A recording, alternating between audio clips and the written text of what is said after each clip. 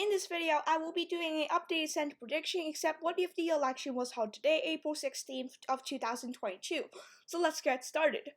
First off, let's take a look at Biden's approval rating. Now, it's not looking too good for Joe Biden, as he is disapproved of by 10.5 points, and his approval is basically just in line with Donald Trump. If we look at the net approval rating, it is very close to Donald Trump's numbers right now, so of course that's not a good sign for Joe Biden. So yeah, Democrats are going to be pretty disadvantaged in this prediction. Going to their safe states, they still have some safe states because of the partisan environment of our elections. 43 seats for Democrats. For the Republicans, we do have Oklahoma. We have a special election, that's why there's 2 seats there. As well, going to Alaska, there will be a contested primary between Lisa Murkowski and Kelly Tshibaka.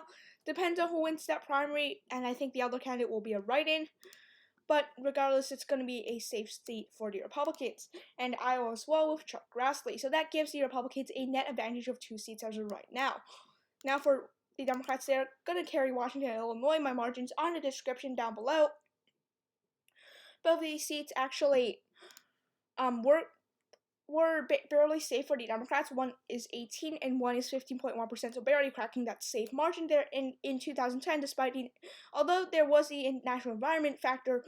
The Republicans, I think Mark Kirk or someone, actually wanted to see Illinois for the Republicans, and Patty Murray wanted to see by a lead margin instead of a safe or even likely margin. Like, it was a very close seat, and yeah, so for some of these safe Republican seats, you can see, for example, Roy Blunt's seat was actually pretty competitive and was contested by Jason Kennedy, the Democratic challenger of his seat, but right now that's just not going to be happening in 2022.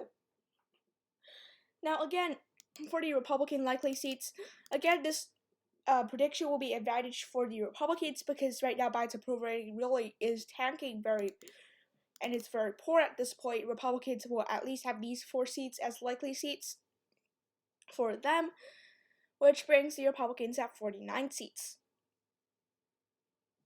So let me explain all of these seats. So Ohio, Trump did win the state by 8 points, so I don't think it's too surprising that this state will be a likely margin for Republicans. It won't necessarily be safe because Tim Ryan is still a decent candidate. He's not some kind of socialist progressive candidate, at least not viewed by most Ohio voters.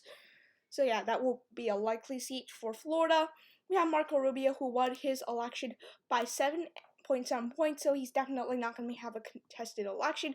But again, Florida is Florida, so it will not be safe for him. In North Carolina, it was likely last election, but the incumbent is retiring. That being said, the national environment and the fact that the incumbent previously was able to win by a likely margin does show that this seat will likely be likely. Ron Johnson will be running again in the state of Wisconsin, and that's why it's going to be likely. I think it's going to be about 10%, close to 10%, because of basically how poorly Biden's doing according to the polls. In a generic ballot right now, if the election was held today, Republicans have a 3-point advantage over the Democrats, which is never a good thing. The Democrats only have 1 lean seat here, being the state of Colorado. Will go to the Democrats, as you will expect, because of the Denver area. The Republicans will, of course, carry, I think, 4 of these seats, giving them 53 seats. So let's explain here. The state of Nevada here, the Democratic incumbent in 2016 won by 2.4. The Democratic, challenger actually. No, I'm not very sure. Let's see. Alright, so.